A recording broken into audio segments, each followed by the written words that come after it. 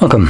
In front of me is a Samsung Galaxy S23 FE, and today I will show you how you can copy your contacts from the SIM card to the device. Now to get started, you will want to open up the standalone contacts application, so let's look for it. Oh, there we go, it's right over here. Once you have that open, I'm going to click on the three bars and we're going to then select Manage Contacts. And from here you want to select Import Contacts and select Allow. Choose where you want to import your contacts from, which for me that's going to be the SIM card. This will in turn display all the contacts that are located on the inserted SIM card.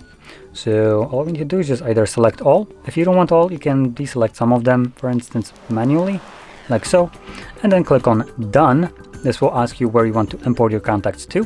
Now, I only have one option, which is the phone, but if in your case you're logged into your Samsung account, Google account, they will be also displayed right here, and you can choose either one of those.